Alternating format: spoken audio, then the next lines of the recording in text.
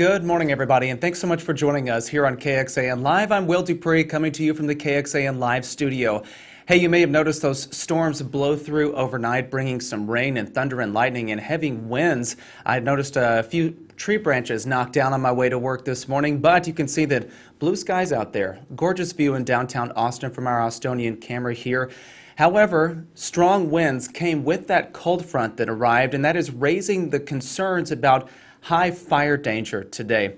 If you take a look right here, a red flag warning is in effect for almost our entire area until 8 o'clock tonight because of the dangerous fire conditions. Additionally, almost all the counties in Central Texas currently have outdoor burn bans in place. This is the latest map from the Texas A&M Forest Service showing all those counties in red have a burn ban in effect. Very important to point out today. Now, the Forest Service has also reported that there are more than 900 firefighters working across the entire state of Texas right now to put out wildfires burning in different areas. We really wanted to focus in on this and answer some questions about the fire danger today, what resources are being deployed all across the state, and what advice there is out there for you all to stay safe during these conditions. So we wanted to bring in Kari Hines today. She is with the Texas A&M Forest Service. Kari, thank you so much for being here. We appreciate you taking the time. Yeah, thanks for having me, Will. We just want to start off by giving people a picture about what the conditions are at this time. Tell us what we're seeing across the state and really focusing in here in Central Texas. Certainly. As you mentioned, we did have that rainstorm that blew through this morning very quickly. And just because a little bit of rain hit the surface doesn't mean that that's going to completely change our fire forecasts for today and through the remainder of the week. We do know that we have some critically dry fuel across our landscape, and all it takes is a few hours of sun and wind until those dormant grasses dry out. We just showed that map a few moments ago about the red flag warning. When people see that and hear about that advisory, what should they keep in mind and kind of put into practice on those kinds of days? Yeah, so those red flag warnings are a really great indication that we need to be watching what we're doing outside. Anything that causes heat or a spark is something that can start a wildfire. And on those extremely windy days, that means that they can move very quickly. So pretty much anything, again, that causes heat or a spark. We're talking even mowing your lawn and having it hit a rock, dragging chains, making sure your tires are properly inflated so you don't have a blowout. Maybe taking a pause on doing any sort of outdoor construction that might use welding or grinding would be good activities to avoid. Yeah, all that is very good advice to keep in mind today, especially we've had all this rain lately. People's yards may be a little high, but you point out there that mowing the lawn could raise the chance of starting a spark and then setting a fire and that may burn out of control today. Yeah, we do have a lot of spring green up starting to happen across Central Texas, a lot of those spring grasses that are growing, but there is most likely still a very thick layer of thatch underneath that material that hasn't decomposed yet. So even though it looks like everything's green and growing, there still is a lot of dead and dormant material on the landscape. Yesterday, Governor Greg Abbott put out a warning for people out there to really keep in mind about this fire danger. He also pointed out that the Texas A&M Forest Service, which you work for, has reported about more than 900 firefighters working all across the state. Tell us about the resources that have been deployed at this time. Yep, so we have not only our internal agency employees and of course Texas Interstate Fire Mutual Aid System, so those are municipal firefighters who assist us with wildland firefighting. So our own agency employees are on fire engines, are on heavy equipment and work as supervision on fires. Then we have TIFMIS, our municipal firefighters. We also have aviation resources. Over 30 different types of aviation resources are currently on contract in state. And we also have employees from sister agencies across the United States. Over 30 different states have sent employees to assist us. And these people are staged all across North, Panhandle, West, South, Central Texas. You're pointing out there that really this fire danger exists all across the state. No area is not affected by this. No, that's absolutely correct. We are seeing fires in pretty much every single branch, almost every single day for the last week or more. We are on over 100 days of assisting our local departments in some shape or form with wildfires. Is that unusual for this time of year to have that many fires that you're assisting with? So certainly we do have a normal fire season over the winter months before spring greenup that's usually focused in on our grassland ecosystems, the Panhandle, Northwest Texas, West Texas, and the South Valley. However, we are seeing more than average response across the entire state. So yeah, we are responding more than would be typical in a normal year. Can you explain why that is right now?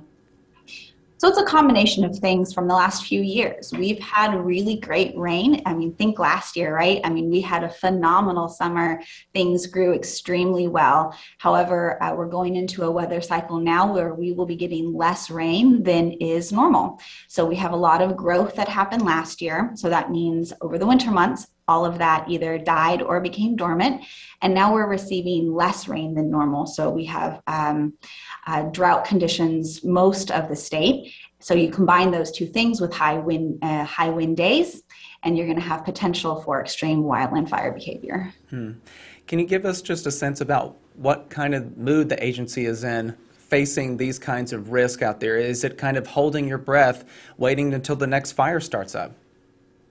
So we are certainly doing what we have trained to do. We have a lot of people who love what we do, frankly, assisting the citizens of the state where we live, helping protect the ecosystems where we live. Certainly a focus on safety from our upper leadership, really making sure that our crews in the field understand that life safety, both of our firefighters and the public, comes first, and making sure that we all come home at the end of the day. You mentioned earlier that more than 30 states have sent assistance to help Texas in some of these fires. Can you just give us a sense about where those some of those places are? Certainly. Early stages of out-of-state requests pulled from our sister agencies across the southern region. So Florida, Georgia, I believe some Carolinas.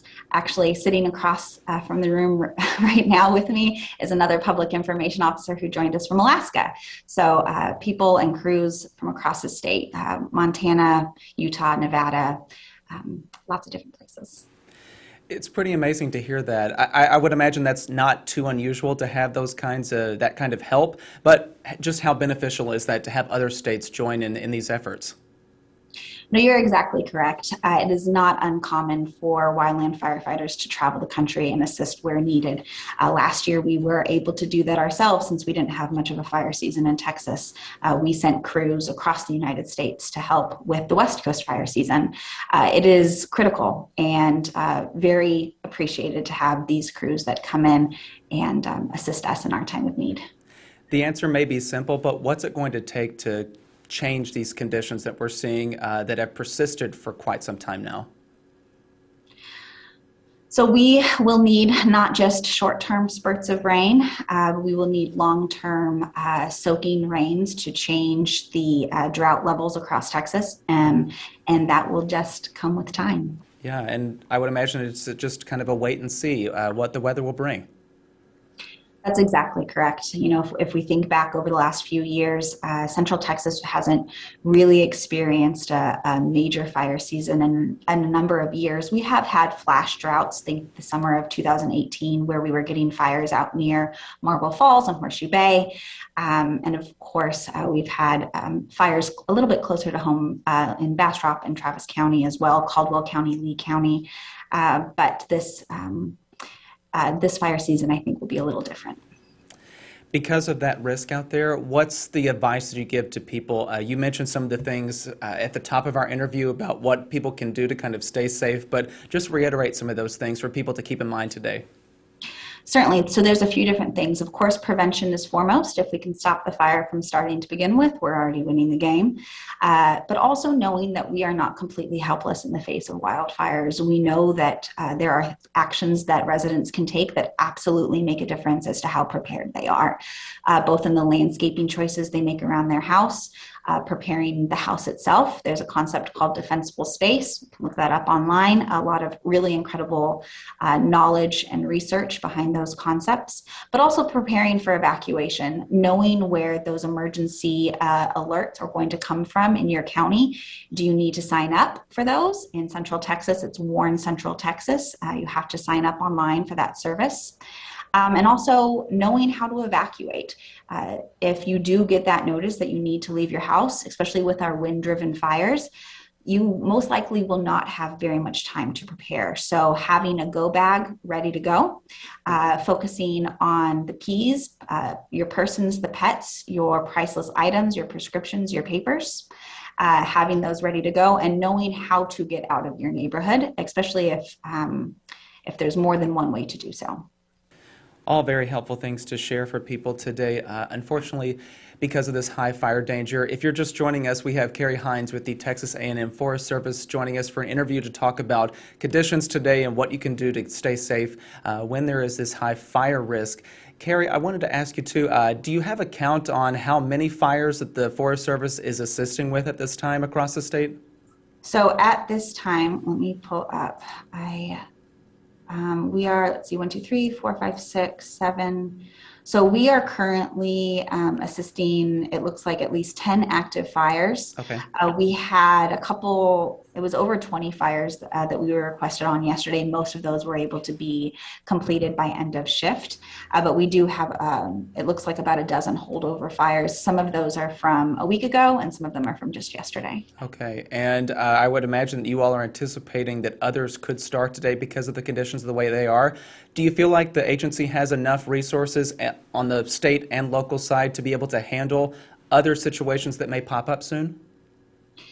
We have certainly prepared as much as possible, requesting resources in advance of this. You know, our predictive services department has been telling us now for quite some time that we are going into a heightened fire response period. We are very thankful for our local departments across the state. You know, your local departments go on dozens more fires than we at the state level go to. So it's critical that we support our local fire departments. And then, of course, at the state agency level, we're prepared to assist where needed. We cannot commend our firefighters enough for the job they're doing right now because of these conditions. For anyone who may be just joining us, Kari, just give us an update about what we're seeing out there in terms of what makes this fire danger so high today. So, right, we have critical to extreme fuel dryness. So that's the vegetation that a wildland fire can burn. A lot of it is still dormant. We've discussed how we are going into a period of spring greenup. That greenness will only last as long as moisture will allow it to. So if we don't get a lot of rain like we did last year, we will slip back down into lower fuel moisture, as we call it. And when you combine that fuel dryness and that long-term drought conditions with extremely windy days, as we've been experiencing lately, that can lead to wildland fires that are very difficult to control.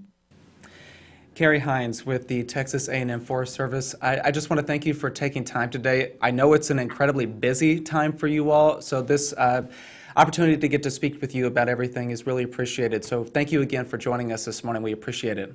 No, thank you, Will. We really appreciate the opportunity to get the message across. Yeah, and hopefully we'll talk again soon. All right. Best of luck out there, Kari. Thank you. Thanks. All right, everyone, if you would like more information about the latest conditions on what we're seeing in Central Texas and the Austin area, you can find our latest forecast details at KXAN.com, as well as the KXAN News mobile app and the weather app. Please download both of those because we are sharing constant updates about what conditions we're seeing out there in terms of the weather. And just to reiterate, there is a red flag warning until 8 o'clock tonight. Please keep that in mind today and be mindful about what you do and activities you do around your house, because something very easily could spark a serious fire and then put a lot more work on the hands of our firefighters around the state. Thank you all again for watching. We appreciate it. We will see you back here at the rest of the time today for other updates, so please stay with us. Once again, I'm Will DuPree. We'll see you back here another time. Take care.